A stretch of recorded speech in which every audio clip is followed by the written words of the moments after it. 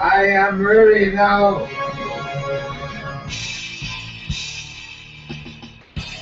Coming to you from the Radio for One studios in Franklin, Michigan. Welcome to the Detroit Cast. Big fan. Big fan. A show not just free of charge, but free of FCC regulations. And what can we expect? Surprises! Engineered by Jay Timko and produced by Eric Beatty. And without further delay, it's showtime! Please welcome the Detroit Cast. Here are your hosts, Mike and Jay. He didn't have that little bit of jizz in him today. Alrighty, and welcome to the Thursday edition of the Detroit Cast. I'm Mike, that's Jay. Eric is here, Timko as well. And a lot to get to, a busy Thursday. I got a pile of stuff here, and I don't see any possible way of getting through it all. But, it's not going to happen. We'll give it a try, though. We will. We'll do our damnedest, and that includes a lot of good things, like, a lawsuit, numerous lawsuits. First off, the NFL concussion lawsuit. We've got an update on that, finally, and then a handful of bullshit lawsuits, which I want to pick your brain a little bit on some of the stuff that goes on in your profession, your industry. Yeah. Supreme Court making some rulings and interesting cases there. We'll get into that. A local TOEIC. Yeah. Epidemic, man. It is. It feels like an epidemic, doesn't it? One that we missed out on, unfortunately. Yeah, I know. It sucks that we missed out on it. It hardly seems like a crime to me, but whatever. That's neither here nor there. It's not. We can't go back in time, unfortunately. First things first, though, we should probably start with.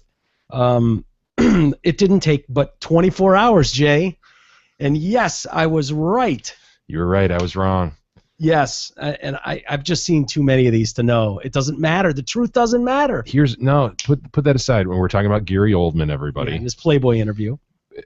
My thing was his deal wasn't like a blurred out situation like a Jonah Hill. True. Where then you go, oh my God, what did I do? He thought about it. He thought it through. He clearly had that planned out and expressed what he was feeling, and then it didn't matter. And you almost had me, because I totally see why you would think that way. That no, this is well thought out. Clearly, he knew what he was going to say. He's had this idea and these thoughts for a while, and he wasn't saying anything racist. That's the spin that gets thrown on it. The headline always looks best when it's Gary Oldman agreed with Mel Gibson's racist rant. Yeah, loves Mel Gibson and Alec Baldwin for their racist views. Like you can see the headlines, and it's so easy to clip audio or quotes and take it out of context. Context is everything. It's everything. And here's a guy who, in context, I agreed with 100% of what he said. I really did. And when you take it out of context is where you get into trouble. So here we are, less than 24 hours after this news breaks about him and his views. Here he is. He sent an explanation to the Anti-Defamation League, which really pisses me off with the response they had and the way the Defamation League handled it. But he's got a response to them because in response to the ADL's charge of propagated anti-Semitic stereotypes in his Playboy interview, he says, I am deeply, you've always got to be deeply sorry, or in his case, remorseful, that comments I recently made in the Playboy interview were offensive to many Jewish people. Upon reading my comments in print, I see how insensitive they may be and how they may indeed contribute to the furtherance of a false stereotype. Anything that contributes to this stereotype is unacceptable, including my own words on the matter. If during the interview I had been asked to elaborate on this point, I would have pointed out that I had just finished reading Neil Gabler's superb book about the Jews in Hollywood, An Empire of Their Own, How the Jews Invented Hollywood. The fact is that our business and my own career specifically owes an enormous debt of contribution. I hope you will know that this apology is heartfelt, genuine, and that I have an enormous personal affinity for the Jewish people in general, and those specifically in my life. Jewish people. Got a lot of black friends. Lots of black friends, exactly. Lots of Jewish friends. The Jewish people, persecuted through the ages, are the first to hear God's voice and surely are the chosen people. I would like to sign off with shalom, but under the circumstances perhaps today, I lose the right to use that phrase, so I will wish you all peace. Gary Oldman. Ugh. What happened? Who got to him and has convinced him that that is necessary? I thought he was stronger and more independent than that. I did just too. From afar. I don't know anything about him, but just as... I couldn't agree more. You know, yeah. A day later, dude. Well, this article that I've got here, and I don't know, I wish I did, but the way it's done up here, I don't know if this was written by the author of the Playboy interview, the guy that conducted the Playboy interview, or if it's someone else who has done Playboy interviews through the years, okay, is talking about this incident as a part of this apology. Okay. And he says, as one who has been fortunate enough to have done a couple dozen Playboy interviews of stars and directors, I reflexively cringed this morning as I watched the knee-jerk condemnations of Gary Oldman because of excerpts from his Playboy interview that he did to promote the new Dawn of the Planet of the Apes. Versions of today's Oldman blow-up have happened to me, though, and it can be the most painful part of the interview process. You get a subject to trust you enough to open up about their lives, careers, and views on the world in hours of tape sessions. You work like a surgeon to deliver a provocative but balanced discussion. Then you wake one morning to see out of context incendiary quotes that were serviced by PR, pasted on web outlets and newspapers all over the world. You spend the day talking down from ledges the stars and reps who are sorry they ever met you. You know it will be okay once they see the actual interview in print. They don't want to hear it and say from now on superficial junkets only, which absolutely is true 100%. They're better off just going, yeah, Planet of the Apes, it's great. I loved working with so-and-so. It's just safe. What benefit does it give them to give you really well thought out and have a discussion? That's basically what's happening in these. But if every time anybody speaks their mind, it's like taken completely out of context. I don't know where we got into this society where take things out of context, throw them up as fact, and then run people through the ringer for it. And why people stand for it. Why do I feel like I'm the only one screaming from the rooftop? Like, has everyone lost their fucking mind? How? I just don't get it. I feel like I'm in a different world altogether all of a sudden. And it's infuriating, especially for people in this line of work who take this seriously. It's insulting and it's infuriating to know that that this goes on and everybody just kind of goes, yeah, oh, thank God he apologized. Part of it is a 24-hour news cycle, and people saw that, and they saw, low-hanging fruit, quickly just throw it out there to people in little snippets and couch it as this kind of discriminatory thing, and then let it go, right? Just let it run, and let the Twitter go, let the internet trolls take it and go. Yeah, I think you're absolutely right. It's cheap, it's easy, it's an easy target. It's kind of along the lines with what everybody does. It's really easy to attack people when you don't have to really be confrontational. It's easy to do from behind a keyboard, and you see it all day long. It's like flipping someone off in your car. Doesn't matter if it's a girl, guy, whatever. You can see some 6'10" guy who's ripped. You have no problem in your locked car going, "Fuck you, pussy." You would never dream of doing that on the corner with him, though, right? It's the same. It's sort of like what marathon runner Lindsay accused me and Eric of doing after she hung up. Which you guys did do. You guys were pussies in that instance. Actually, I'll give you guys credit. You did kind of call it out at the time, but whatever. I digress. But it's kind of the same thing to take that low-hanging fruit, as you mentioned, take a quote, conveniently snip off the part where the question was asked and what it's actually in reference to, and then take the back end off where he explains what he means, and then just throw some horrifying looking comment up there and go, look what he said. Controversy. Go, everybody. Yeah. I mean, technically those words came out of his mouth, but if you twist the words all around, it doesn't quite have the same meaning. And I don't know why people don't fully understand that and see that. Does nobody read the story anymore? No, they just read the headlines? That's what I was about to say. I think that's the problem. Nobody's going to sit down and read his full story. Maybe that is it. People digest things in 3 little sentences. How long's a Twitter feed, right? That's what we think in now. Yeah. Snippets. 150 characters, right? Right. Well, I think there's some truth to that, but I thought very much like you did, Jay, that from afar, Gary Oldman just seemed like someone that would absolutely stand up for himself on something like that. I don't know why I concluded that, but I don't know why I would have, because he's older probably. Yeah. He's not a 20-year-old. He's an actor. He's an actor. He's very professional. Has a Porsche. He goes on to say this. David Hochman was the guy that did the interview with him.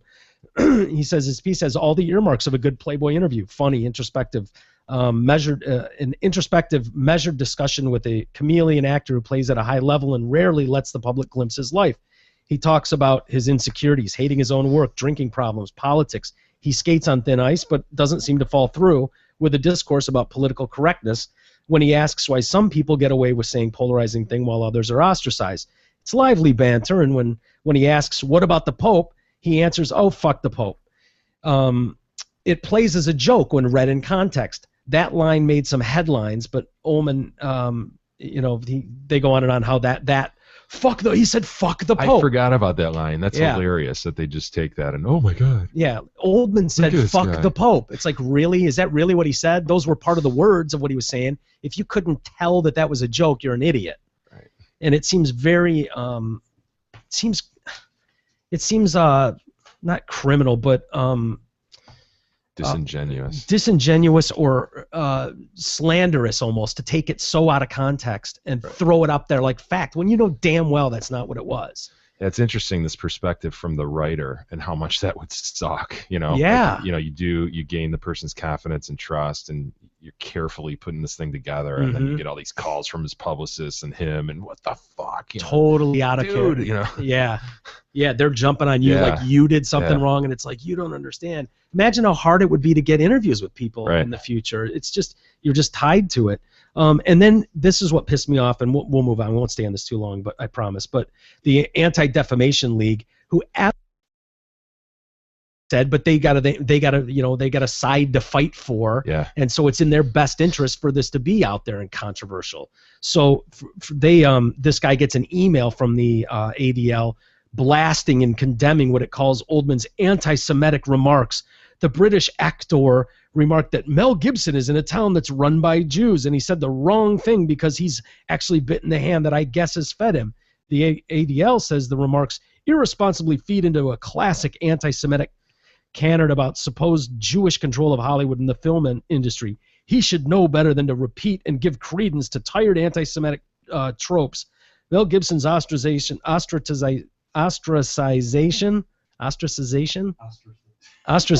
yeah, say that 5 times. Ostracization in Hollywood was not a matter of being politically incorrect, as Mr. Oldman suggests, but of paying consequences for outing himself as a bigot and a hater. So if that's what you read into that thing, you're an idiot, and clearly trying to make a point fit, and you're trying to squash this into so that it fits your argument and makes you relevant.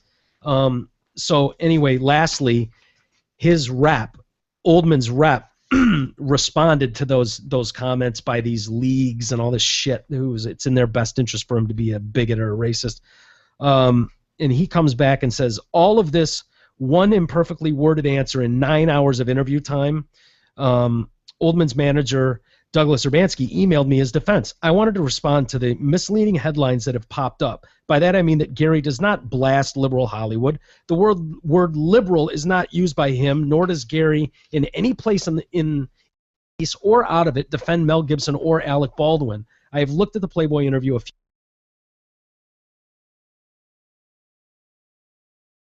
remarks in the interview, or for that matter, any place. He wouldn't do so, and in fact, he finds any kind of bigotry, homophobia, anti-Semitism, racism, or sexism unacceptable and disgraceful, period. If you read the Playboy piece correctly and entirely and in context, it is the hypocrisy of political correctness that Gary is addressing, nothing else. In this interview, Gary is doing what many intelligent people do. He's illustrating the absurd by being absurd. And I couldn't agree more with him. He's totally right. And the irony then is that here he is apologizing for not being politically correct. It sucks. Yeah, it really does. It comes full circle in the end, doesn't it?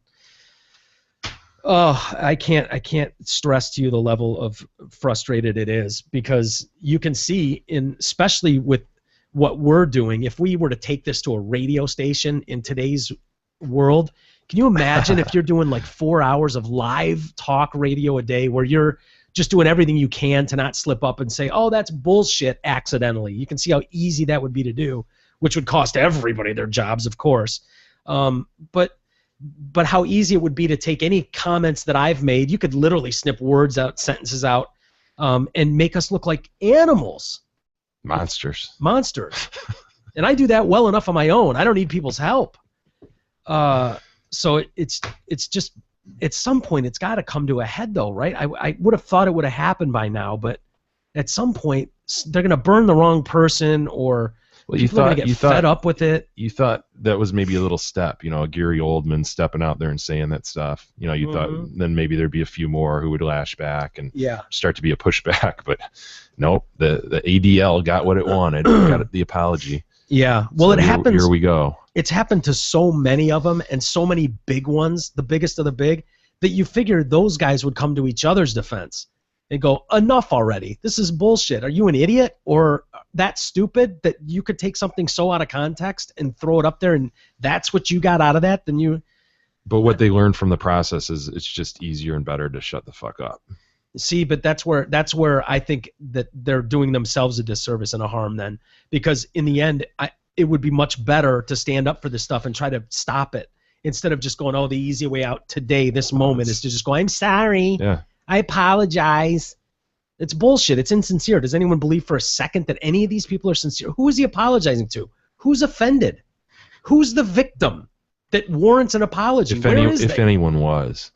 Right. If anybody was. If anyone was, I apologize deeply. Deeply, sincerely, my remorse. I hope you can tell how remorseful I am. Please, show me one victim that needs this apology so badly, that's just so hurt. Show me one of them. Christ. Not to like incite a riot or suggest anything like that, but what would happen if enough of them up in Hollywood and whatnot just collectively said, fuck it, we're just going to do it? You know what I mean? If enough people did it, would it do what? You mean they all just said what did what Gary did. They just said, we're just going to say it like it is. Problem is they would never do that. Yeah, they don't have spines, and why would? I mean, I'm just saying, if enough of them did, like say 100 of them collectively did, you think how many people do you think it would take before they would say, okay, we're not going to be so ultra sensitive anymore, in that type of scenario? Well, it's unfortunately it's something we'll never be able to know, but I don't know. I don't know why if as long as you have a spine and truly aren't saying, because he wasn't saying any. If you got he's an anti-Semitic person out of that interview, you're a moron. So why would you even cater to it? Like any intelligent person reading that understood what he was saying. It had very little to do with Mel Gibson, or it was completely the opposite. He was talking about the hypocrisy of who says it versus the other person who says it. Why is this person a monster and this person it's ignored? That was his point. He was talking about the hypocrisy in Hollywood. So again, no one's willing to carry the flag, and I guess at the end of the day you can't blame them, because at the end of the day in this world, aren't most of us out for ourselves anyway, right? I mean, we are all to an extent. We're all, when push comes to shove, got to worry about number one, right? And so for everybody, there's that different point at which number one takes the forefront. But as Jay said, until we've got 100 of these guys willing to throw the flag up and go with it, it's just going to continue. Yeah, I don't know what the flag is you run with, though, is the problem. It's not like they've got a viewpoint that they know is... well, the flag of this is bullshit. Well, yeah, right. But what Gary put up and then took down. Right, but to who? Turned into a white flag. Yeah, but how do you do? I guess I don't know how you would even do that. No, I mean, you've got to have little steps like the Playboy interview where Gary says something, then sticks by it, and then someone else latches on and said, you know what? Yeah, you know what? No, you're taking this out of context. I'm with him. And it's not going to happen because, as I said, everybody's out for number one. But it has happened. It's happened a lot of times. But those people just get brushed off, and then they go after everybody. Because the fact is, everybody makes comments like these. Just about. Everybody says things. Yeah, but then everybody apologizes. Right. But the ones that don't apologize, the Joan Rivers of the world, they just move on. The people, the Duck Dynasty guys that go, fuck you, I'm not apologizing for shit. Nothing happens to them. They don't explode. They don't die. They don't lose their jobs. That took the entire force of the Conservative Party, though, behind them to keep them on the air. But it doesn't, though, is my point. It looked that way for the Duck Dynasty guys, but it didn't take anybody but Joan Rivers going, fuck you. Fuck you. I'm not apologizing. Screw it. They'll be on Dancing with the Stars in a couple weeks. In fact, they got free rent for 10 years. What are they bitching about? She went on, piled on about it. And nobody's going to tell her any different, and nobody's going to do anything. And if anything, it's better for your career. So you get some picketers out front. Ooh. That's why I say bring it on to us. Come on, bring it on. Bring your cameras. Pick it outside. Bring it. I'd love it. That's the best thing that could happen to us. We'll take the free press. Does Joan attack Jews, lesbians, gays? Fuck yes. All of them. I don't Hell know a lot yes. about her, but... Oh my God, she attacks everybody. As she should. As comics should. She attacks everybody viciously. LGBTQA. I saw an A. I saw an A. No. Yeah, somebody sent something with an A the other day. I forget what it They're was. including vowels? There's an A, dude. For what? Assholes? Don't know, man. You don't know what A is for? I forget what it was, but there was an explanation about it. As in, they just throw it onto the end of it? LGBT. What is it again? Lesbian, gay. LGBTQI was the new one, right? A. IAQIA? Kia? Yeah, it's fucked up. God. It's comical. Yeah, maybe it was androgynous. No, that could be. No, that would make sense. Yeah. I say it's either asshole or androgynous. Yeah. I'm going with asshole, but I wouldn't be surprised if it was androgynous. Just saying. By the way, I mentioned the Supreme Court. I think this is great news, by the way, as far as and I hope you agree with me, Jay. Sometimes you surprise me when you go against me on some of these things, but no, this was a no-brainer. This was an easy one, 9-0. It was okay. Search of cell phones. Yeah. Do the cops have the right, if you get pulled over and they say empty your pockets and they grab you have your cell phone there? Do they have the right, because they wanted to be able to just go through your phone and scroll through it, go through your text messages, whatever, without a warrant? And so it went all the way to the Supreme Court, which is great because that settles it, right? Yeah. The facts, there were a couple cases that got joined together because there were similar facts, but I don't know the facts well, but basically one guy was pulled over for something. As he's being arrested, they decide to go through his cell phone and they figure out that he's a drug dealer. And so from there, he gets charged and convicted of some other crimes related to what they found on the phone. Okay. So the question is, was that a proper search of the phone? And the Supreme Court said 9-0, no. Yeah, there's seems like total bullshit. There's searches that can happen when you're being arrested, and as long as they're searching you to ensure safety, for example,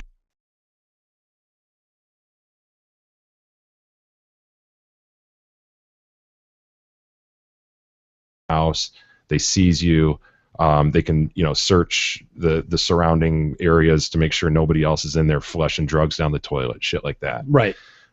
So those are kind of the two exceptions that they've carried on this this search, pursue, arrest type deal. Mm-hmm. And so I think the government in this case was trying to say, well, this falls under the preservation of evidence standard, and the Supreme Court, no, you can't pigeonhole it into that. You can't shoehorn it into that. It has nothing to do with that. And this is one case where a lot of times you read these Supreme Court cases, they're ultra technical. You don't even understand them because they have to do with a bunch of certain statutes, laws. But this one is one where you read and it's like, wow, it's sort of plain language. Like, these guys get it. They get what a cell phone is. They get what privacy rights people have in that, and how much data and information and personal information you have on your cell phone. And so that was their point, was, look, man, you can almost find more on a cell phone than you can searching a house without a warrant. God, yes, you can. So if you need a warrant to search a house, typically you ought to have a warrant to search the cell phone if you're going to want to do that. And that's, at the end of the day, all this holding was go get a warrant. If you can still search it. It's like, they're never going to get in my cell phone. I'll just put all my, my pictures of all my crimes on my cell phone. Yeah. Put all the evidence on there. Cops can't go on. Yeah, they can. They just need to get a warrant. Right. They just can't do it illegally. It's an illegal search and Yeah. whatever. Yeah, it's interesting. You mentioned the Supreme Court judges themselves and how justices, excuse me, and how sometimes it seems that you wonder, are they in touch with reality? Can they possibly understand the day-to-day world that we live in? Yeah. Right. And you were saying that it was nice that actually, wow, they do kind of get it, because that's the fear. Those guys are appointed and they're there for life, and they can be ancient, sitting in an ivory tower. Yeah. And this one was written by the chief, who's a fairly young guy, Roberts, guy in the middle there. Okay, the youngest looking one of all. And they all have tons of clerks and stuff who are fairly real people, younger people typically. This is their publicity photo. I know. We can't do a take two. You got Ginsburg looking straight down at the ground. This old guy's going, "What's that, honey? What's that? Kennedy. Make sure I look straight ahead. Okay. Okay, thank you." It was pretty bad. She's looking. The top left is looking off to no man's land. Like, what is that? She looks a little bit like the mall cop, doesn't she? Anthony looks absolutely crashed. He's asleep. Scalia. Antonin, whatever. Tony. Tony. Look at Ginsburg, dude. She's looking like she's like look. Master Yoda. Master Yoda. That's hilarious. Yeah, it's a fine group, a good-looking group, huh? Yeah. Look at who has put pubic hair on my Coke, right? Oh, Thomas. Yeah, Thomas. Thomas looks the best of all of them. He's like, how you doing, bitches? Yeah. How you doing, bitches? It was quite a stretch. The police, and God love them, but trying to get this through on, it's kind of the same thing as empty your pockets. Yeah. Like, oh, wait a minute. Right. How is that the same thing? You going to tell me that someone's going to empty their pockets and their entire life is going to fall out of it? I don't think so. No, sir. So that was a bit of good news. I was really glad that they did that. It's a little scary to know that the Obama administration and the state of California both sought to justify cell phone searches. Mm-hmm. Fucking A, man. Wow. Is it possible to disagree anymore with the president, the sitting president, than I do? Is it possible? Is there nothing that guy can go stand behind that I don't go, Jesus, dude, really? What world are you coming from, man? I find myself disagreeing every day. Yeah. Speaking of lawsuits, and for some reason I don't think this one will make it up to the Supreme Court. However, you never know. You never know what they're going to take. Did you see this woman who is suing the subway in New York and Showtime because of this? She was scared by a Dexter advertisement. And it's put on the stairs. It's like superimposed on the stairs. It's kind of cool the way they did it. So if you're walking downstairs, you wouldn't even see it. It'd be at your feet. But if you were walking upstairs and from a distance, if you painted the back, the steps, well, they painted, just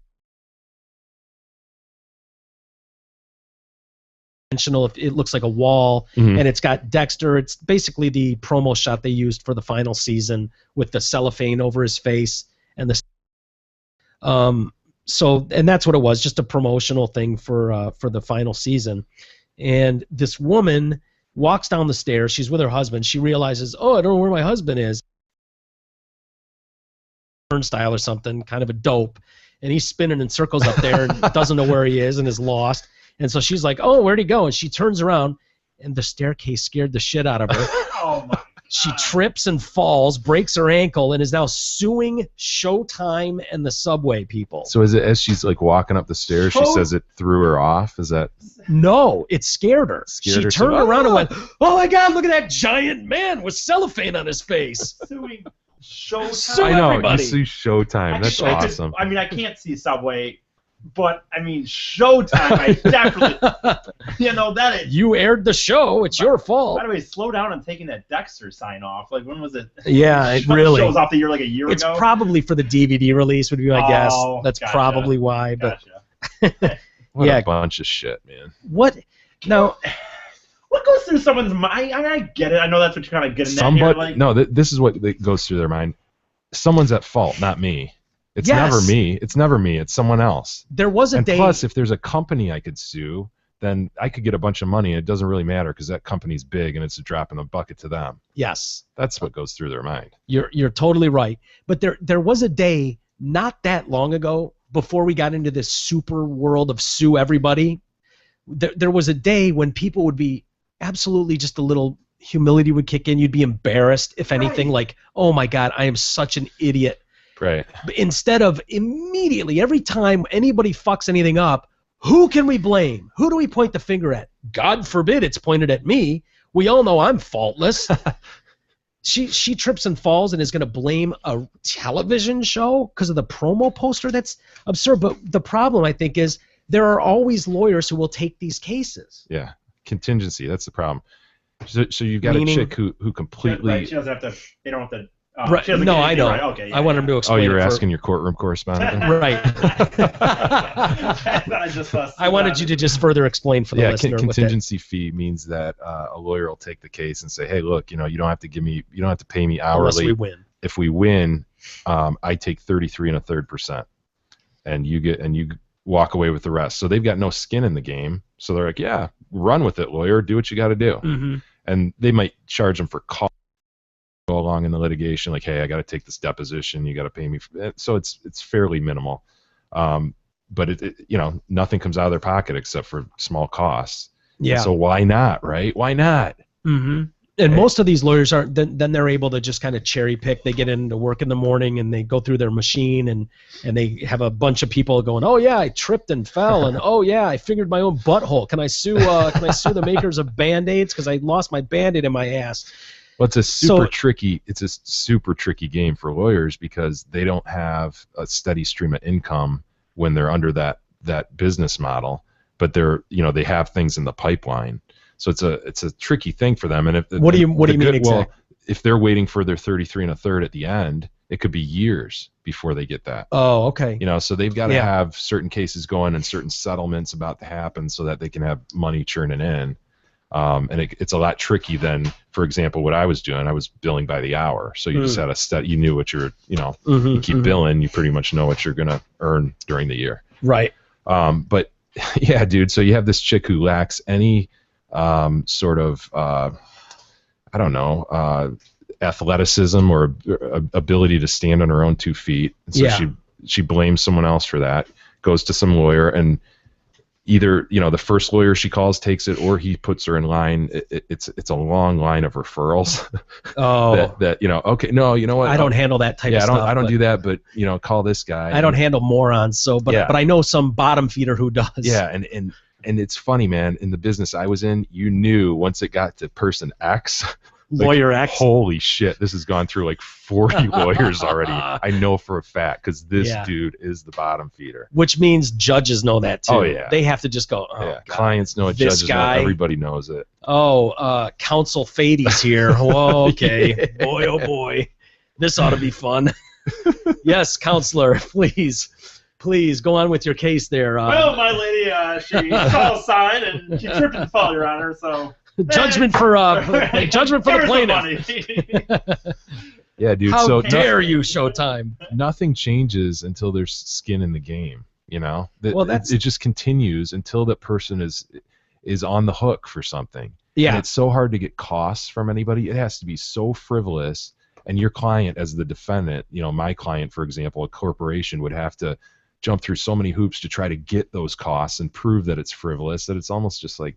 Settle. You're better off settling, which is sad that we're in a society where, and we all know that. We all know that it's many times it doesn't matter what the suit is. It doesn't matter how real it is or how much bullshit it is. Everybody sees it for what it is, but there's always a math equation that goes on where the lawyers go, okay, here are your choices. We can litigate and spend X, and you get the satisfaction of knowing you fought for your cause. And you think you're going to get rid of it. You're never sure. Right. So you say, we could spend X and we're pretty sure that we can get rid of it. Yeah. Or we can spend a fraction of that and just settle this bullshit, make them go away. Well, it just makes asshole go away. But it's just, we get what we have now, which is a legal system that is just bogged down with bullshit and garbage. We see it every day on the news. We see these laughable commercials on TV, and giant billboards. 1-800-I-SUE-BIG. That's a comedy. That's a comic strip. Mm-hmm. That's not. I mean, a lawyer should be a respected profession, and it gets bogged down and disrespected by these scam artists and bottom feeders who just run the system for what it is, and they know how to take the system, and that's what they're doing. So, yeah, until people do have some skin in the game, like you say, it's never going to change. But I think that's a realistic thing.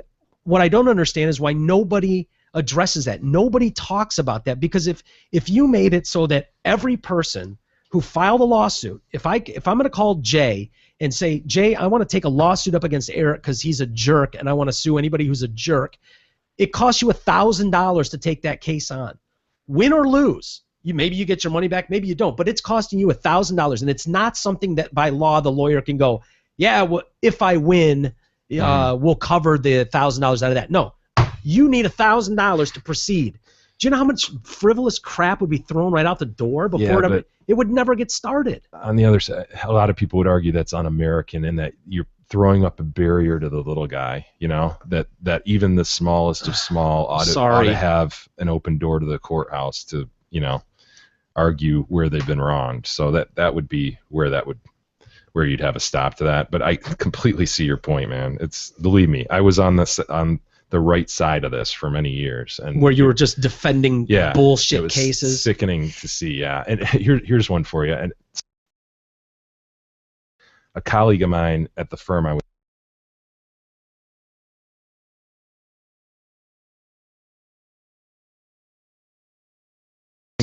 Same employer.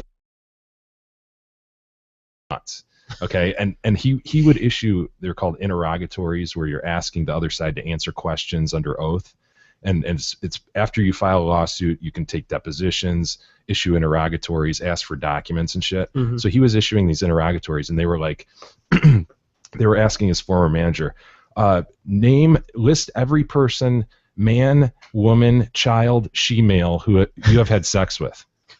The next question. Name every person, alien, that you've had sex with, and on what planet it occurred. It's like, what? Are you fucking... Why? Now, what is the point of this? He was fucking nuts.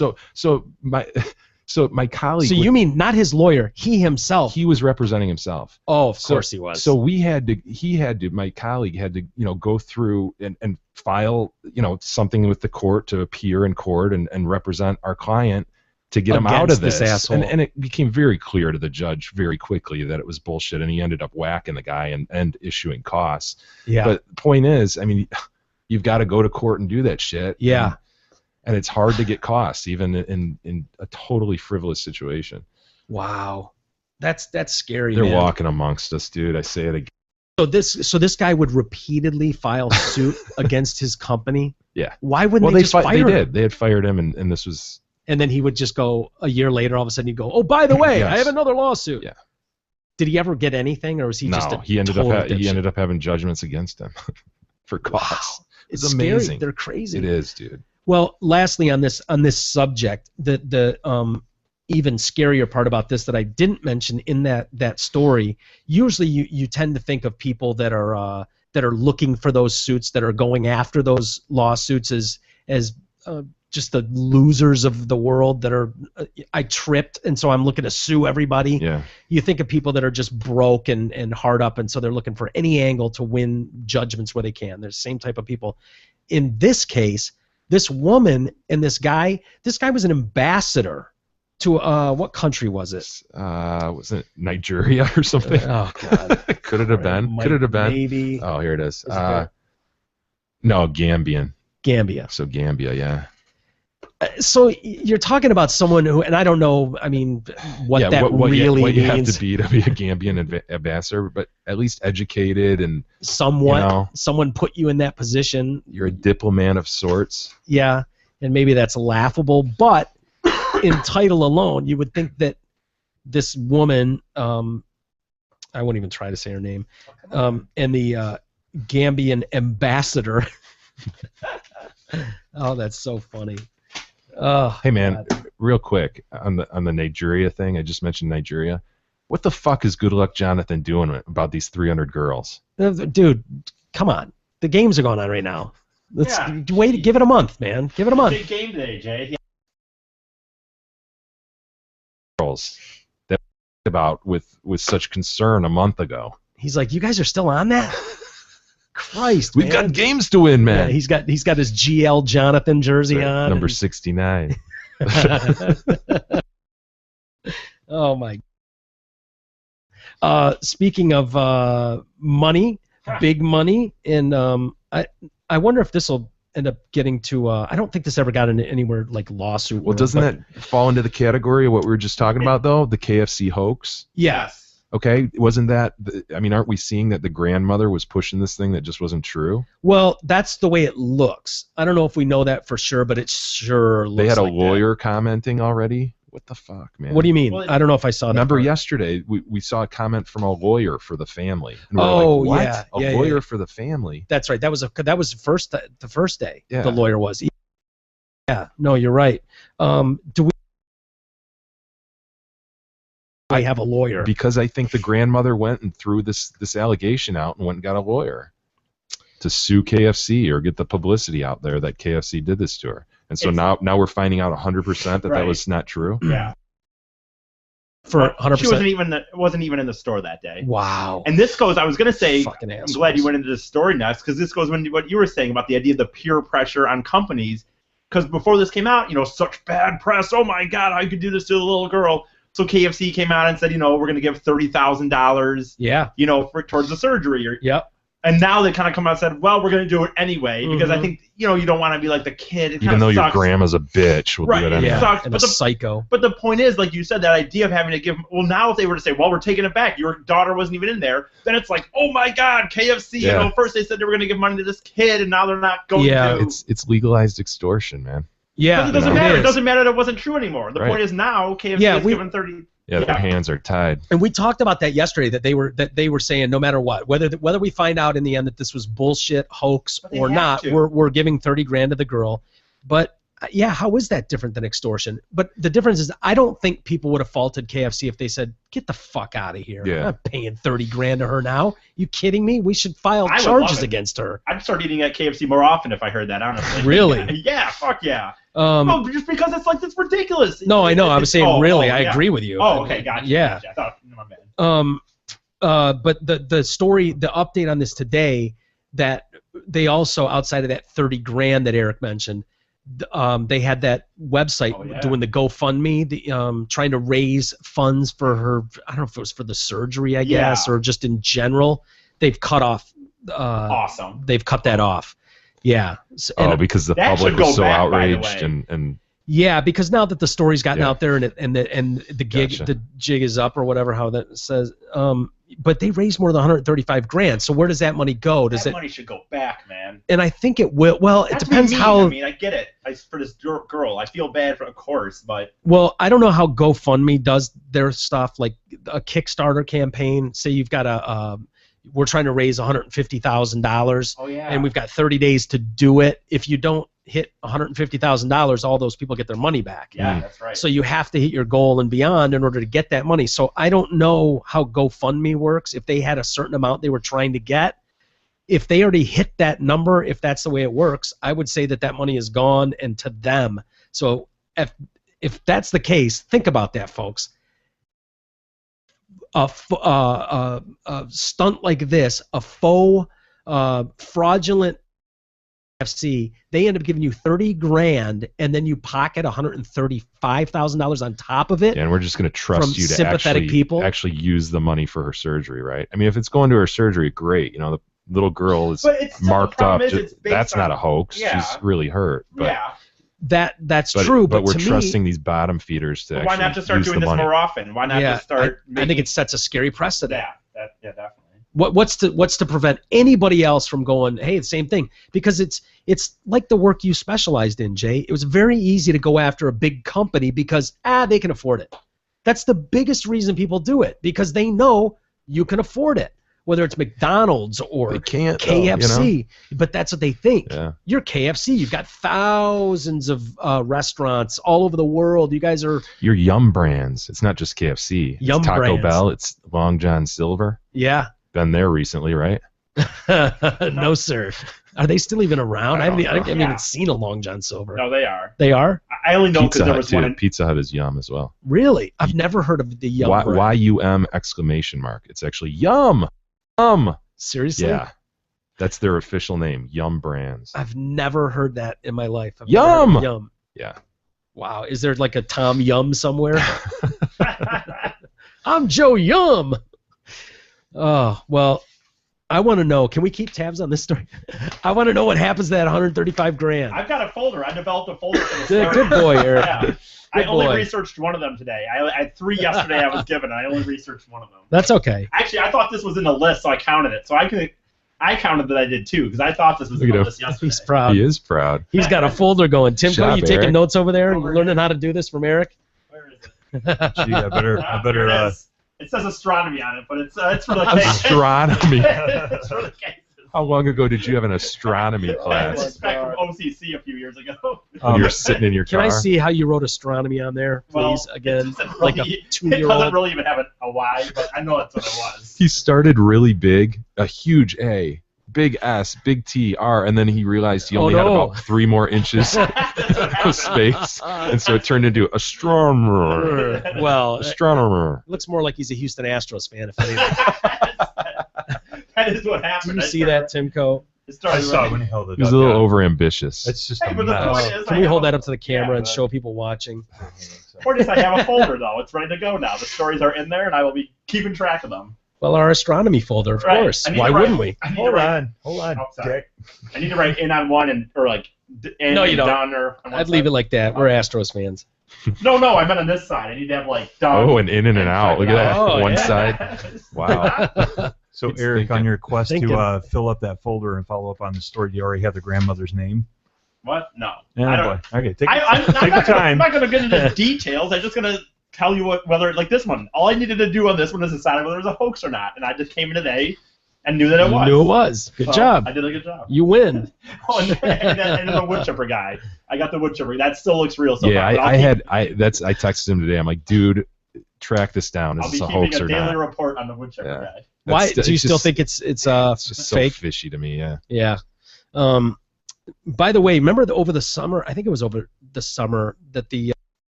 I thought it was really ballsy as it was a female judge, Anita Brody. But I thought she had strong labia.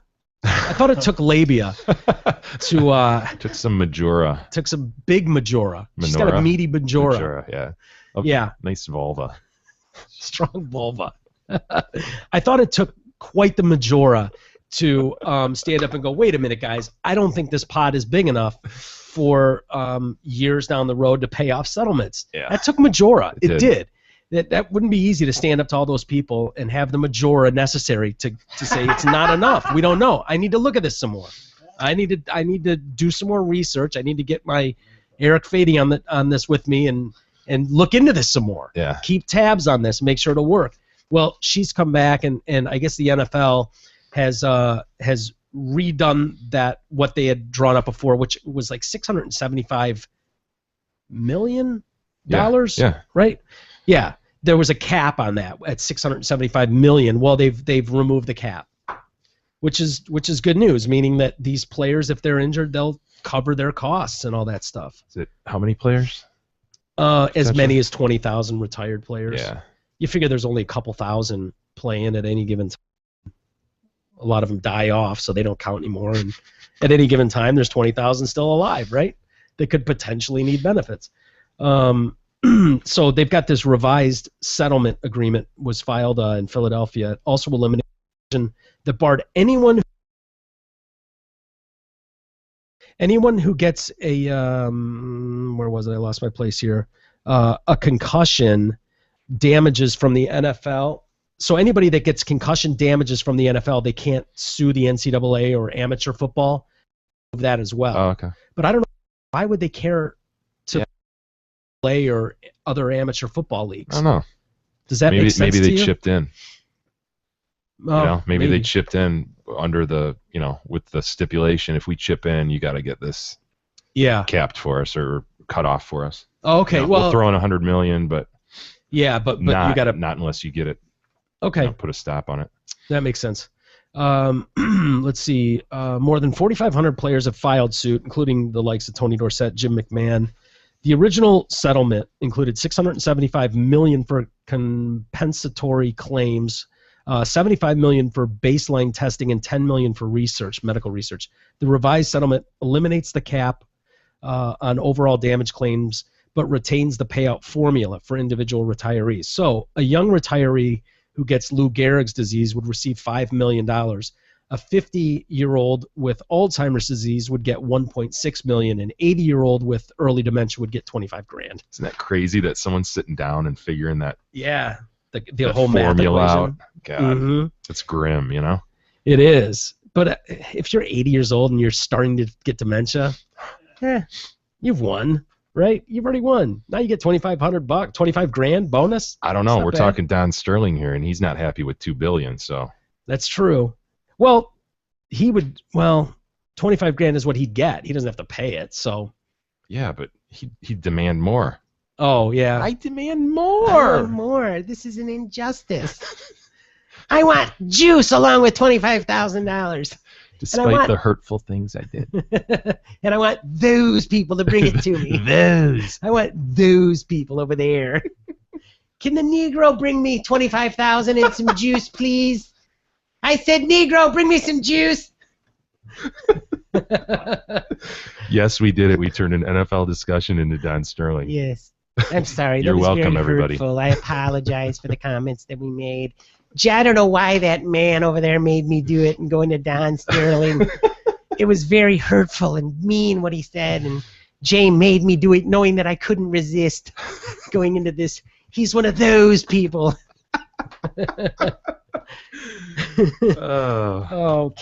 Eric, can you find us some good Sterling, please? It should be a daily assignment that we have good Sterling. Yep. I'll add it to the pile, I guess. I'm kidding, dude. I'm kidding. He didn't have that little bit of jizz in him today. Yeah, you need that little jizz in you, Eric. Do we need to get some jizz in you?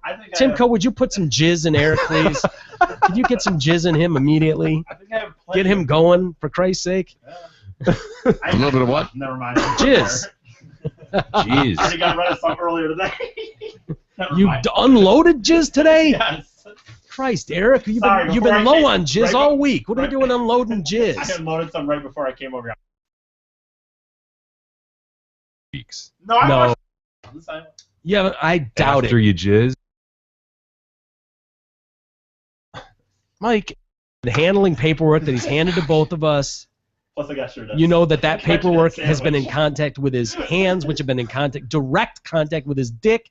Probably he didn't even use a napkin to clean up said jizz.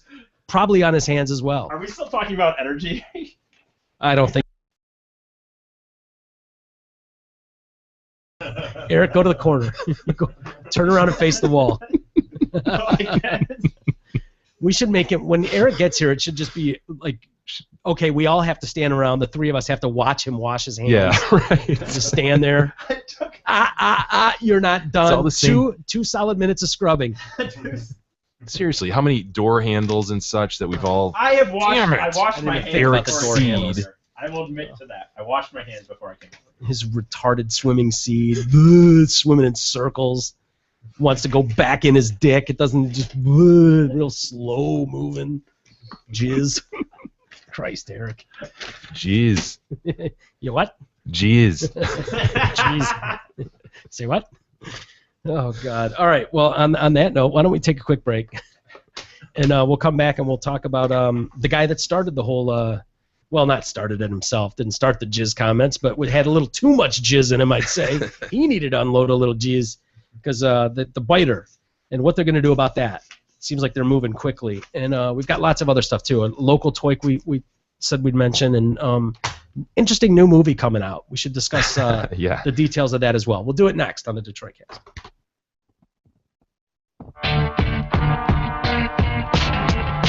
The Detroit Cast continues after this short break.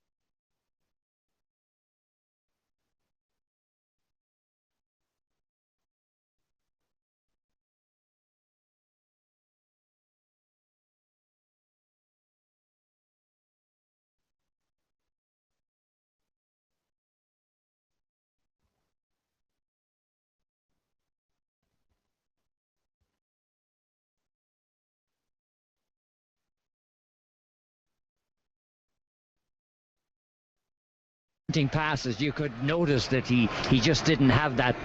He didn't have that little bit of jizz in him today. A little bit of jizz in him today. A little bit of jizz in him today. A little bit of what? Jizz. Oh, okay. Jizz. Oh.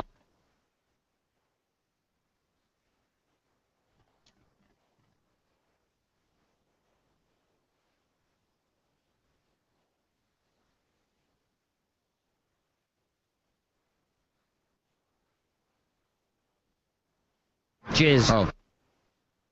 Okay. Oh. Oh. Oh.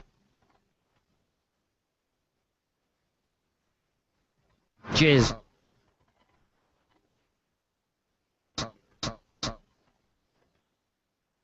Jizz.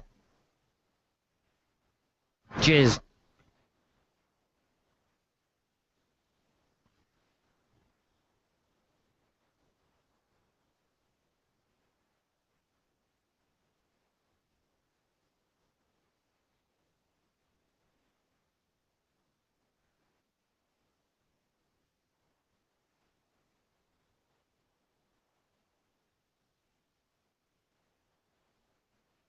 Thiago Motta is going to be coming out. A little bit of what?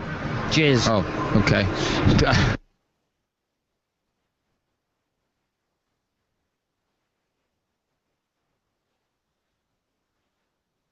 Well, Just didn't have that.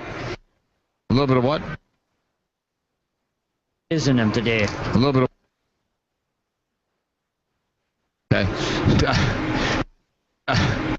Jizz in him today. A little bit of what?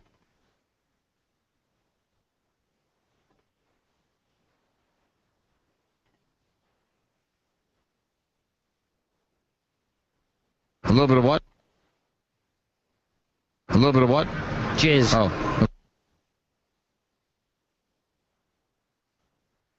A little bit of what? Jizz. Oh.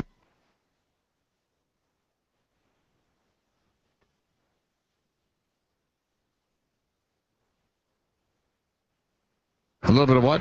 Jizz. Oh. A little bit of what? Jizz. Oh.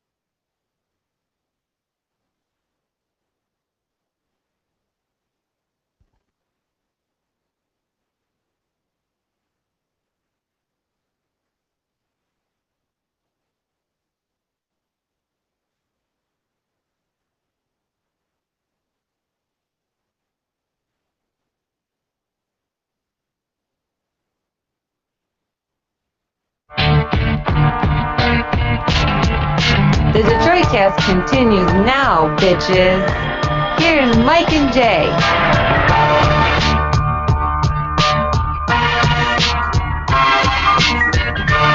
Alrighty. Welcome back to the Detroit Cast, Thursday edition.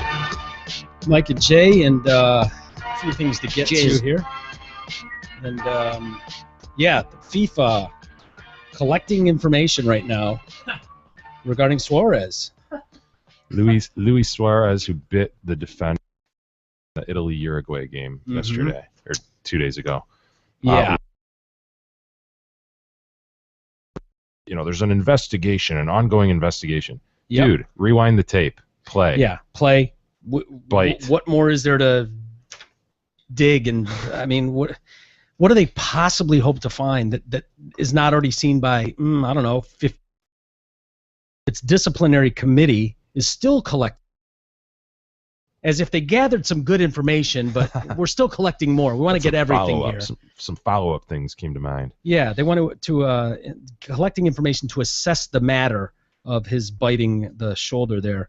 The Football Association and FIFA said that they're allowing Suarez and the UFA to provide their position and any documentary evidence they deem relevant. They've got till 6 o'clock to gather whatever evidence they've got as well to throw into this pile here of all this information they need.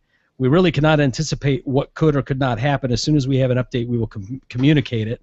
In the meantime, information is being collected from witnesses, referees, audio and video recordings, and from Suarez himself, should he make himself available.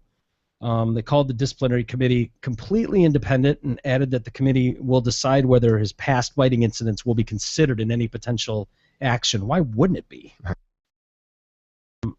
And then they say just before Uruguay defeated Italy 1-0, Suarez appeared to bite Italy defender Chiellini in the 80th minute of the penalty area. If the panel finds the cannibal guilty of assaulting an opponent, FIFA rules call for a ban of at least 2 matches and up to a maximum of 24 months. Let the disciplinary committee do their job. And they called the investigation ongoing. Like, seriously? What could they possibly? That sounds like lawyer speak. Like, it sounds like, hey, just leave us alone. We're gonna issue something. Why can't they just say that? Yeah. Yeah, we'll come out with it tomorrow. Just let us do our thing. I don't know what Instead they could acting possibly. like this is some friggin' OJ crime. Yeah, just trying to gather all the strong evidence. Yeah, just hit play. We all saw it. He bit the guy. There's teeth marks. What more do you need? He's running around pulling his shirt off his shoulder. Look. That was hilarious. Oh, that was so funny. I wonder what they'll end up giving him. Well, there's talk. Commentators are saying ban him for life. The guy's done it. This is third time. That's what I've said. It's clearly a psycho. Yeah, kick him out. What's the point? They've suspended him once for 7 games, once for 10 or 15 games. Obviously, that didn't work. Just boot him. Such a good player, man. I hate to see him go. Yeah, I that's the sad part about this, though. I bet if he was just a scrub, this wouldn't even be a discussion. He probably would have already been banned. Yeah.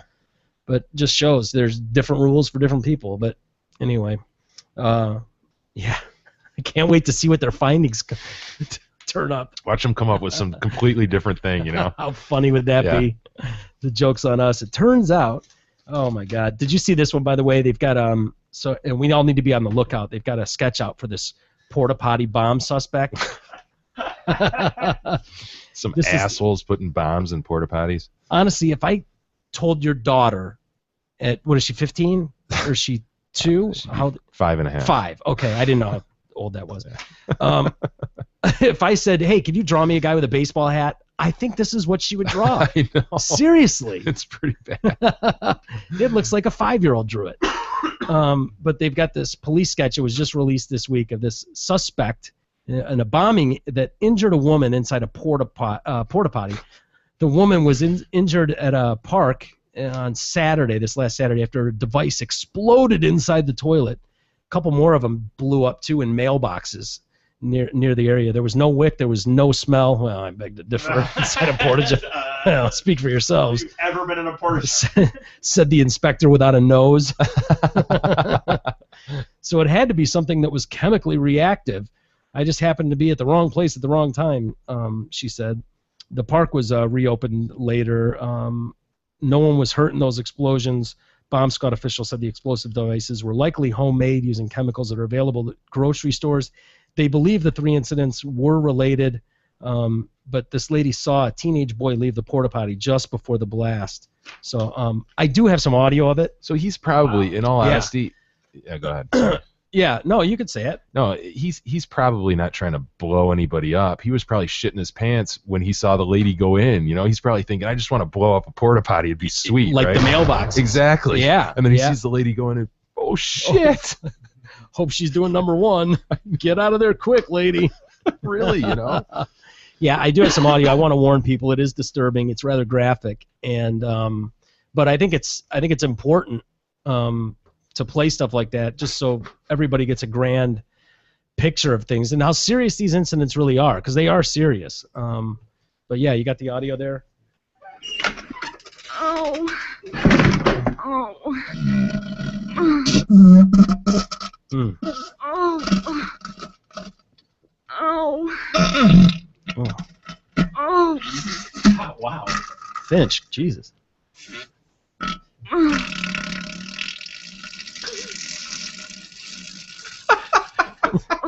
It's not funny, Jay. This is a serious matter. Come on. It's a news story. Oh. Wow. I told you guys it was graphic and a little disturbing. Well, Jay, some people find it comical. Yeah. But I warned you. I told you it was. That almost sounded like that girl that ran the marathon. Maybe that was her. Yeah. Our thoughts and prayers to the family involved in the Let me incident. see the picture again. Of So I can course, be on the of lookout. course. Yeah, you guys all we got an APB out there. Yeah. All Can you points imagine? bulletin for that guy. Putting this like going around, just putting this fly. Have you seen this man? If we all walked around with hats on, we could be that guy. I would have to. Yeah. Get over here, you. White guy with a hat on. Yeah. Well, I'm on the lookout. He looks a little chalky. Where was this around? Where was this by? Is this around here? No. Oh.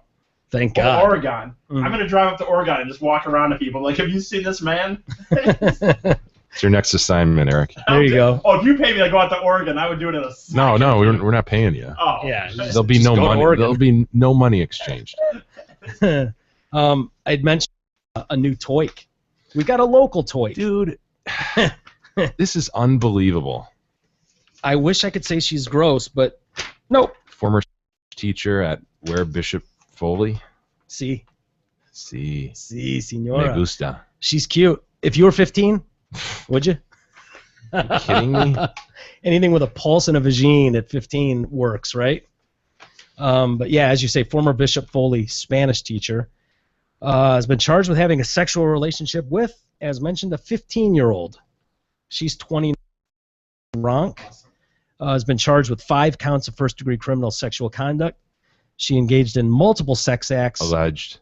They don't even say alleged. Engaged in multiple sex. No, she admitted to it. Did she? Yes. Police say Ronk engaged in multiple acts of sexual penetration. Awesome. That's hot. Fuck, that's hot. I'm sorry. Lucky man. Just is. I'm just being honest. Penetration with a 15-year-old student while employed. Penetración. Is that how they say it in Spanish? I'm guessing. Penetration. Penetración. More French than Spanish. Senora.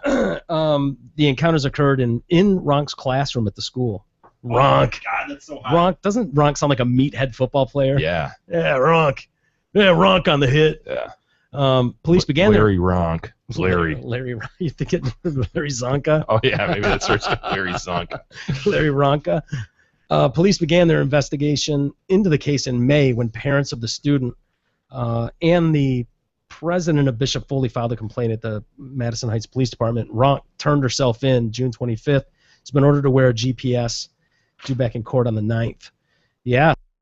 Why did the parents rat that thing out? What's wrong with her dad? What tipped him off? Was he like jumping up and down with his arms in the air? Yeah. You know, You're not fuck gonna believe yeah! this. Guess who banged? What's got 2 thumbs and banged the Spanish teacher? This guy. What tipped him off? It's funny, the idea. Honey, I'm thinking maybe our son banged a Spanish teacher. What? God, if that was true, then Okay. his dad Any dad that turns their kid in, my God. I know. Can you imagine a dad turning your son in for that? Porqué? Cock block. Ridiculous. Nice cock Probably blocking just dad. jealous Real he wasn't nice. getting it. Porqué, papa? Dad probably just Porqué. wished he got it. Eric, would you shut up for a second? No. Christ. Sorry. I need to shut up. Do you notice the language going on over here, dude, that you're chomping all over? I'm sorry, Jay. I apologize, Jay. I really do. Thank God you're not on a microphone. This would be really disruptive otherwise. Thank God. This is Sorry, Jay. this is another one of these things. Before I got involved with you guys, it's sort of like in one ear out the other. You know, these things would come across the screen. I wouldn't click on them. Okay, there's whatever. You know, but now that I'm looking at this stuff, it is a freaking epidemic. It's unbelievable. Yeah. And what have we really seriously explored? What the fuck is going on here?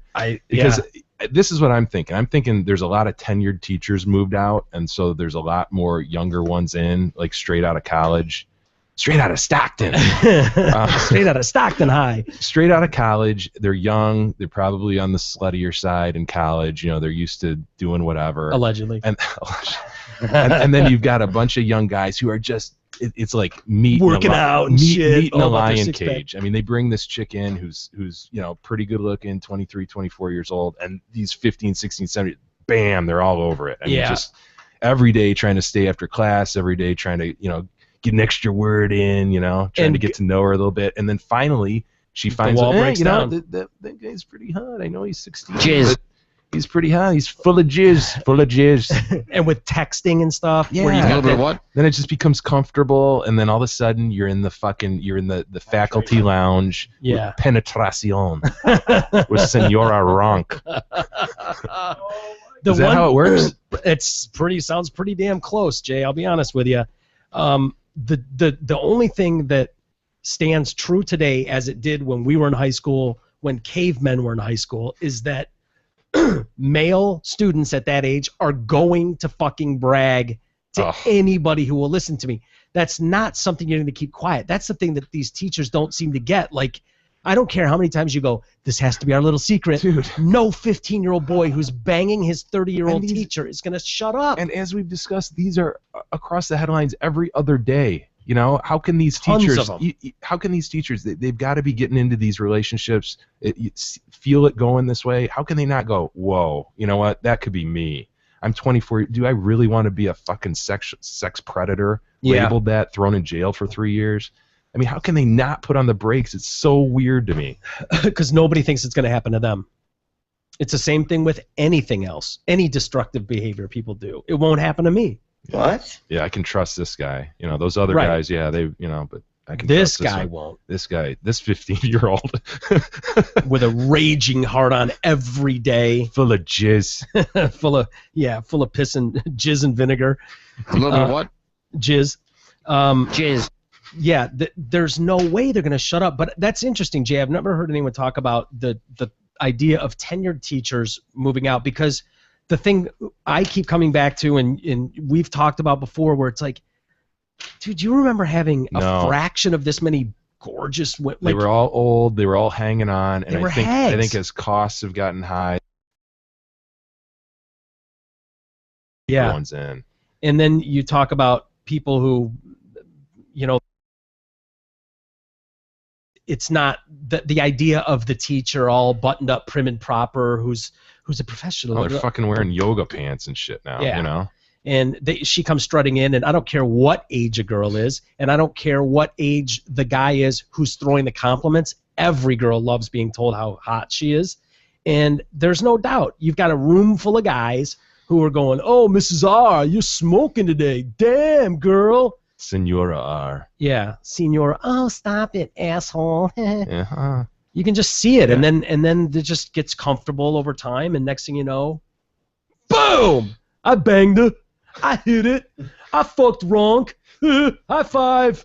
Guess who banged Ronk, bitches? Yeah, and there's Ronk's mugshot. And we're all going, lucky.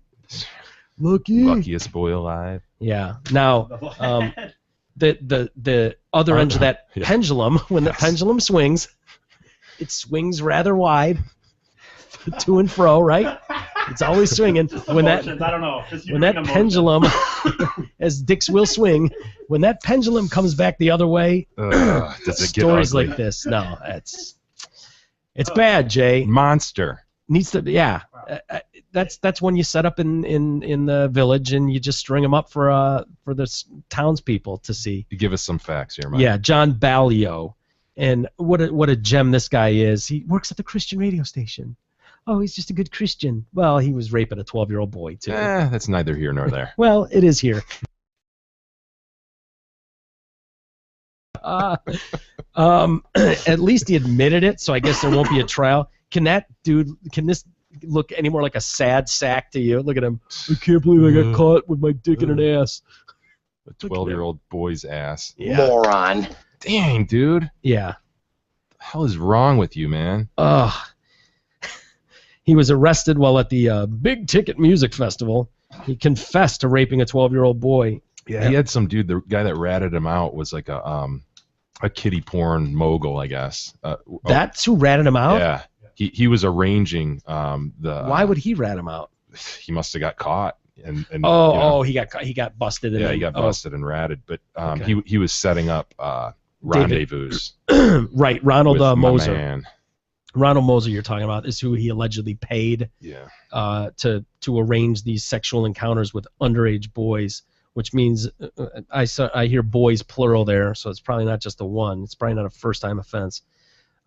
This guy Moser operated a website that offered customers sex with underage boys for a fee. You lack discipline. Wow. They discovered Moser with a 12-year-old boy and seized child porn during a raid of his home. David Gilbert, the prosecutor, revealed that the former Christian DJ confessed to raping the 12-year-old boy. I hope that's not something where he was just like in the room with cops and just like confessed to some horrible thing that he never did. Right, like we talked about yesterday. Yeah. It's like, why would you ever confess to murdering someone you didn't murder? Why would you confess to raping a 12-year-old boy that you never did?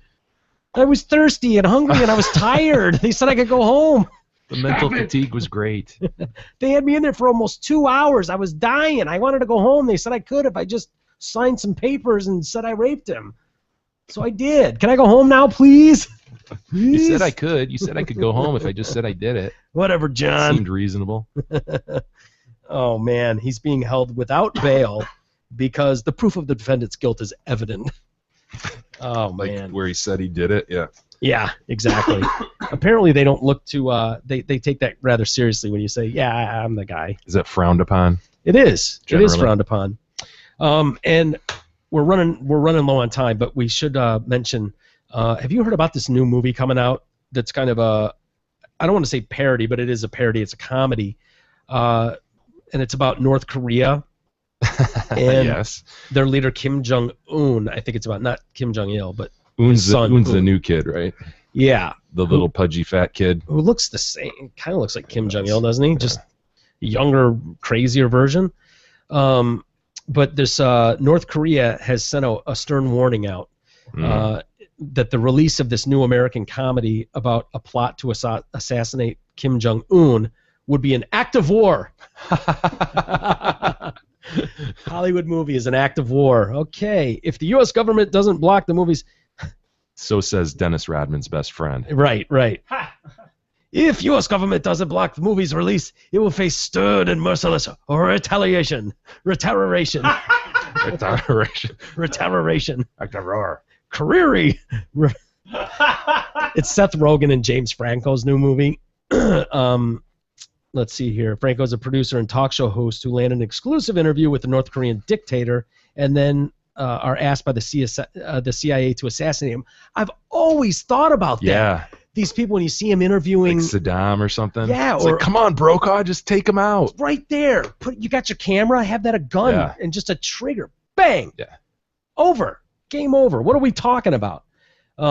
With no independent press of its own, North Korea often holds foreign governments responsible for the content of their media.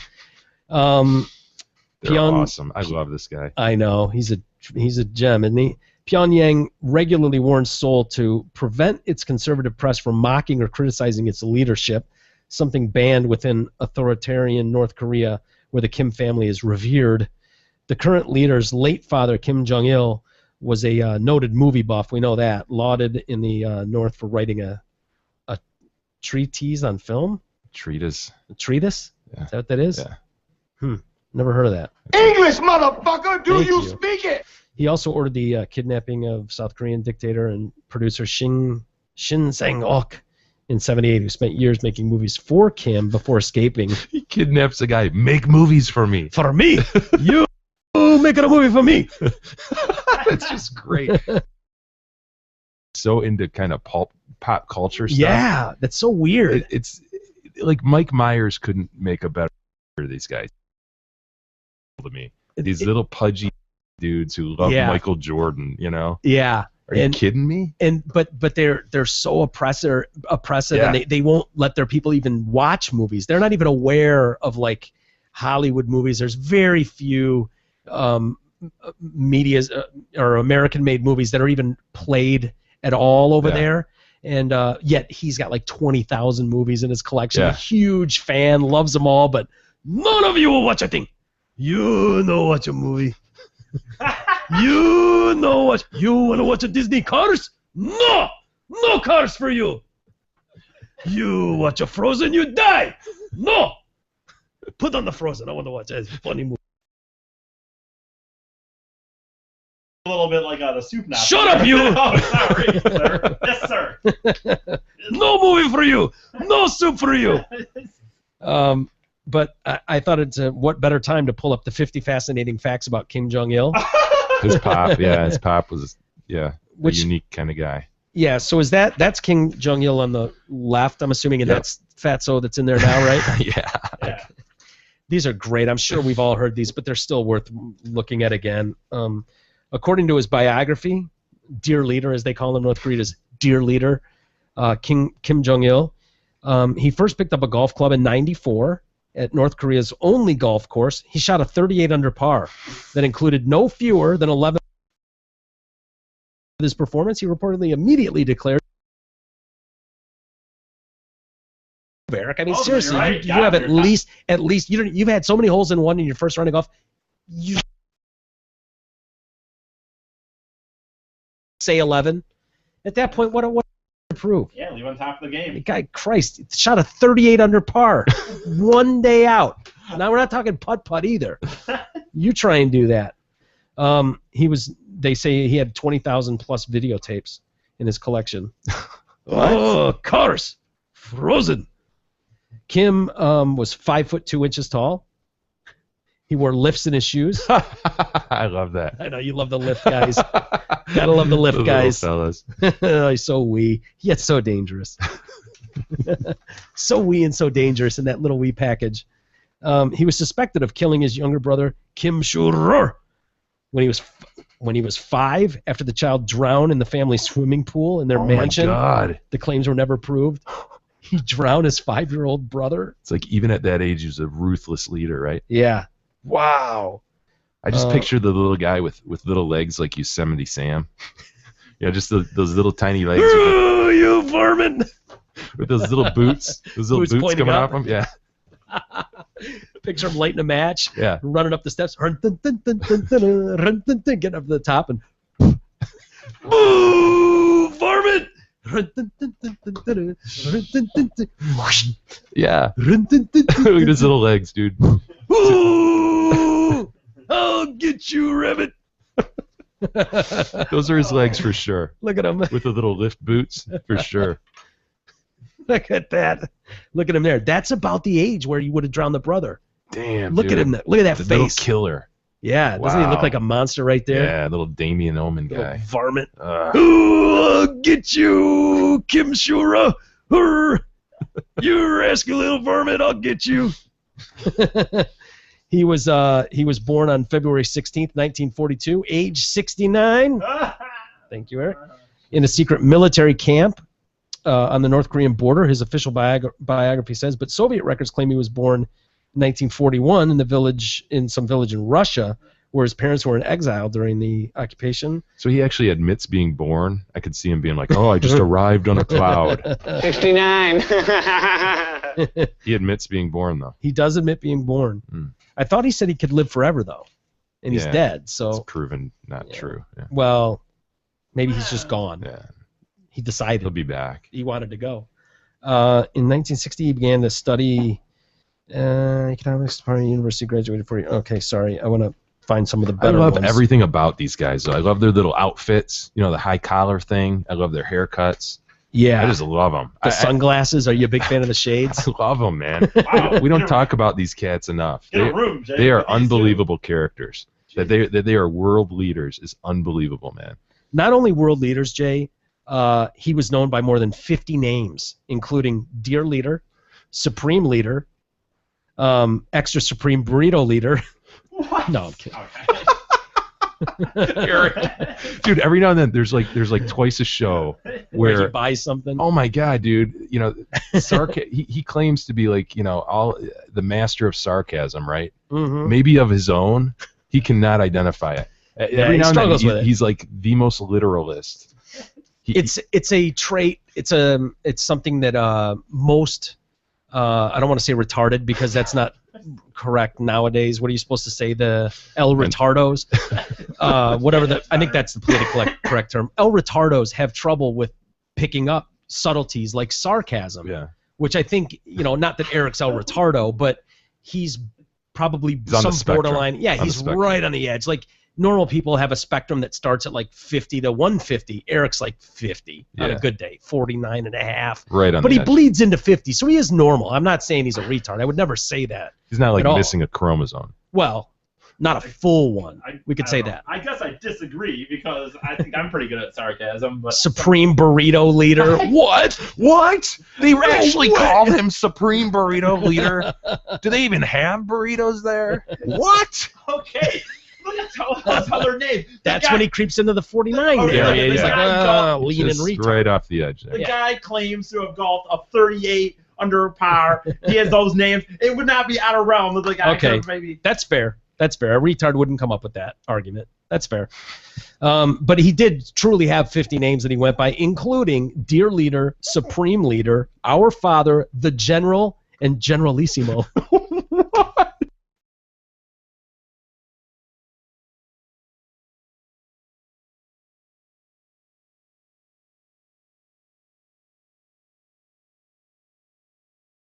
Military parade.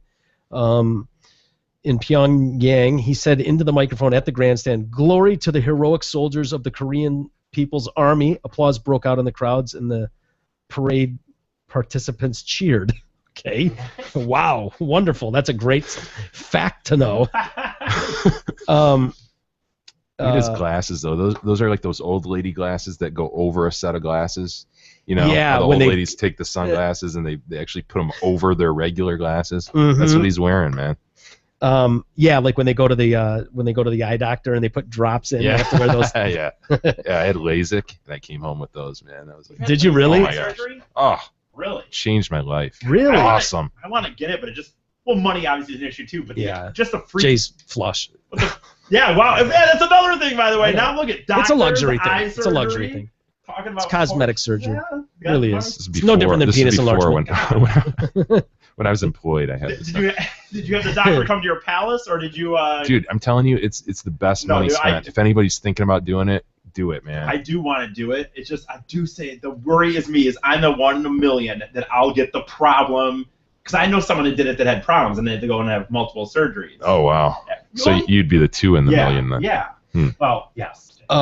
He was hailed as a demigod in North Korea, while South Korea portrayed him as a vain playboy with a penchant for bouffant hair, jumpsuits, and platform shoes Jumpsuits. Awesome. designed to make him look taller. The jumpsuit. Yes. Yeah.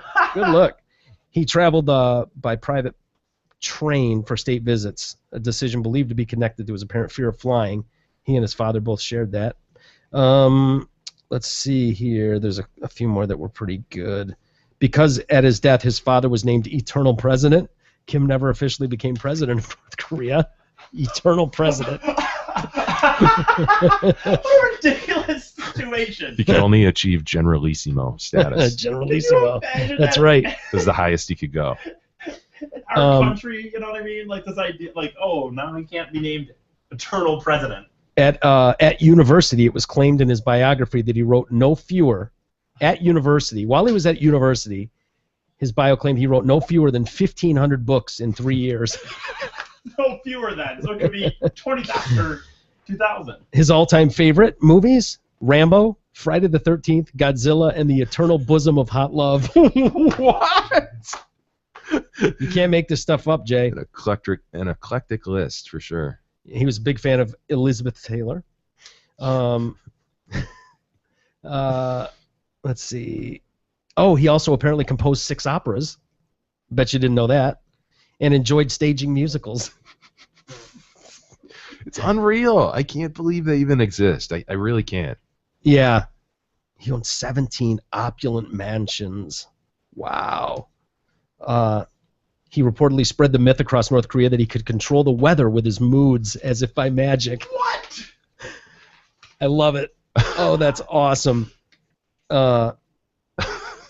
Kim had female staff inspect each grain of rice to check it adhered to standards of length, weight, and color.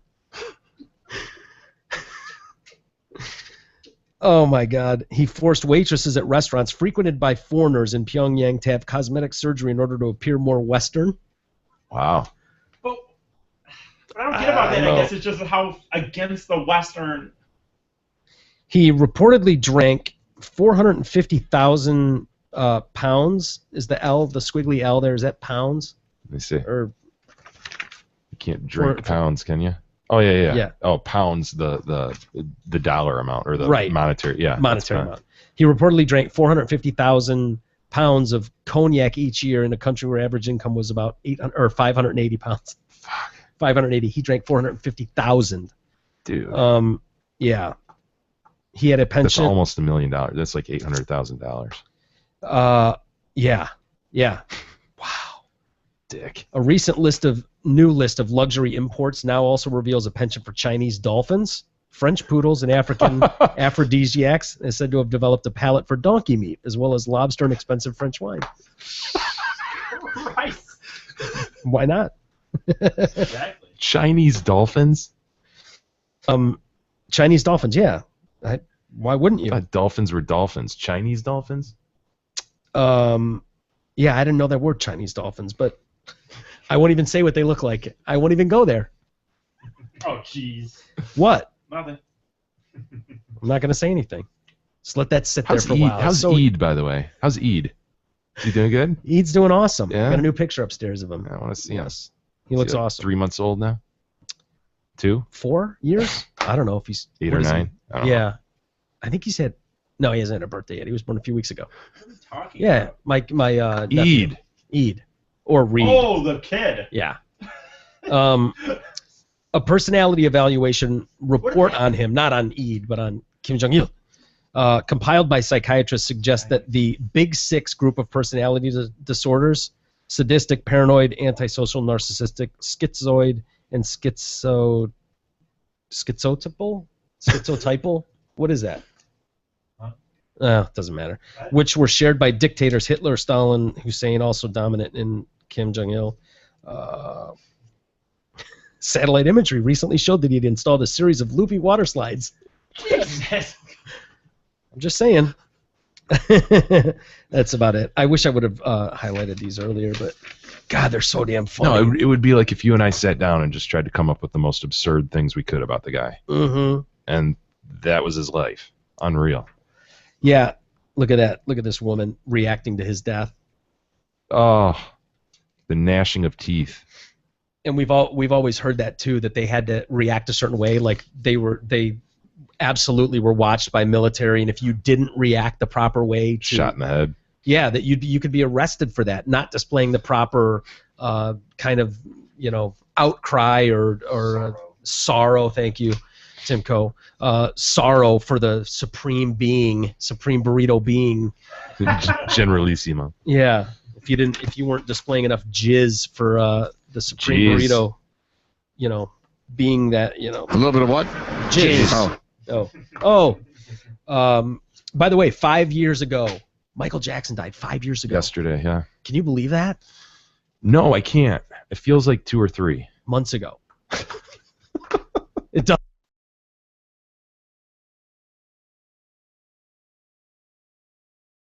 I was reading some things on him. He made like $300 million over the last 2 years on these releases.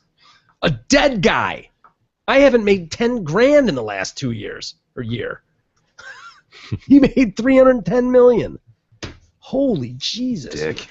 Saw that picture of his 3 beautiful children. Yeah, spitting image, man. Yeah, it's amazing. Great. Yeah, God, they you just really look are. At him, little Michael. You know? Look at that. I remember the days when he was in, the Jackson 5. When I look at Blanket, I just think of ABC, Easy as 1, 2, 3. Right.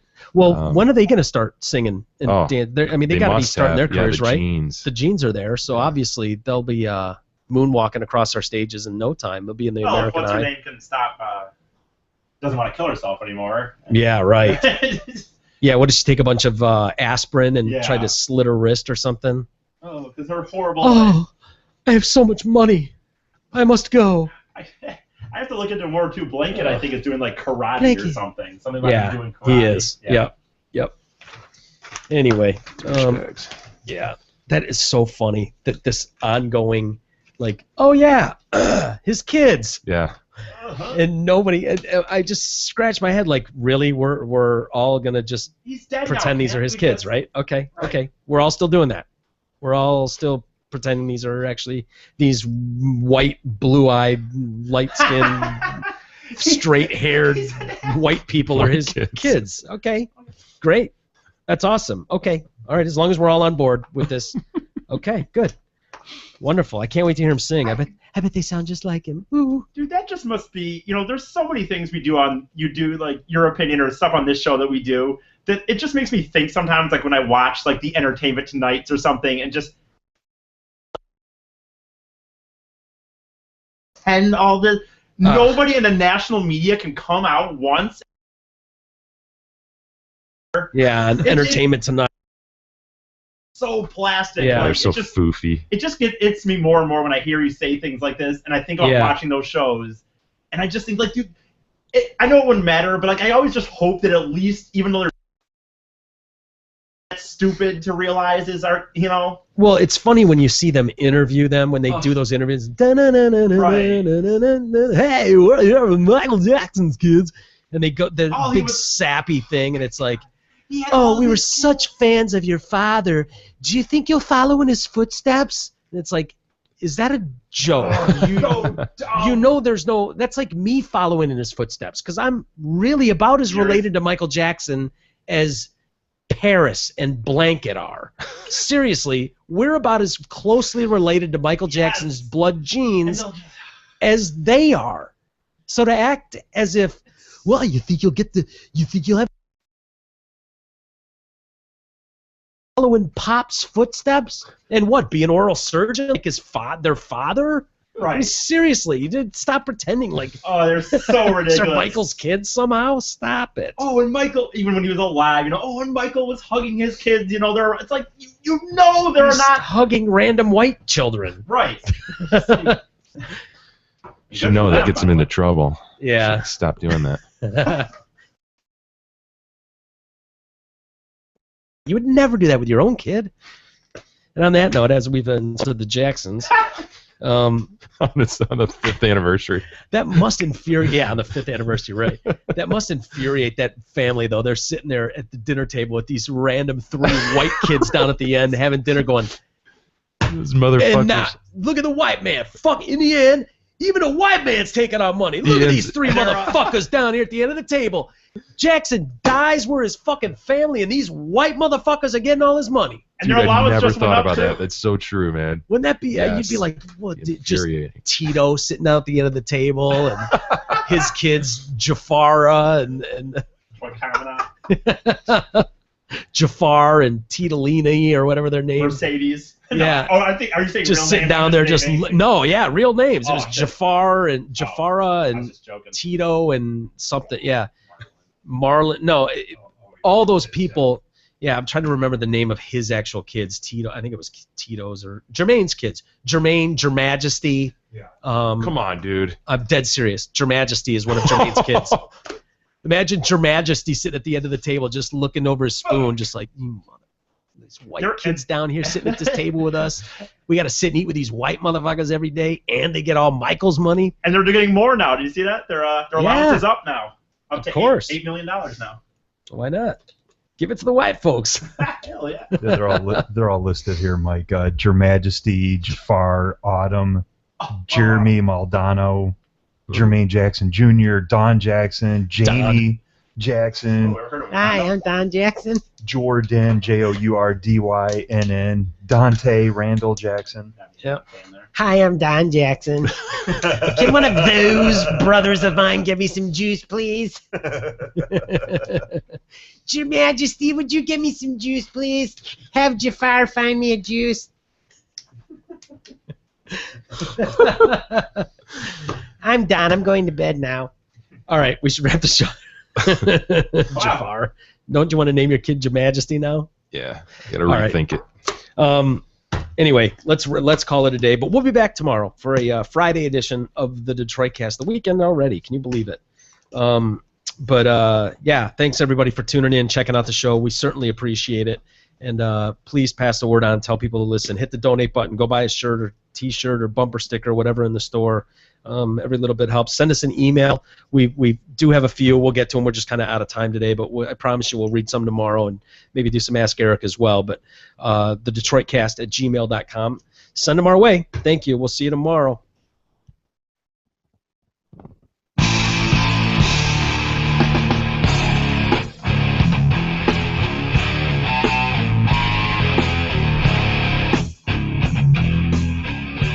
You've been listening to the Detroit Cast with your hosts, Mike and Jay.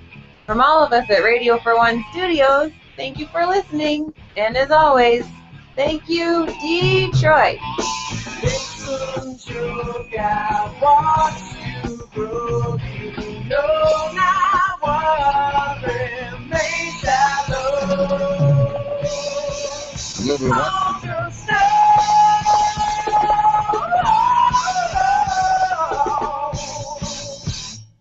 Jizz.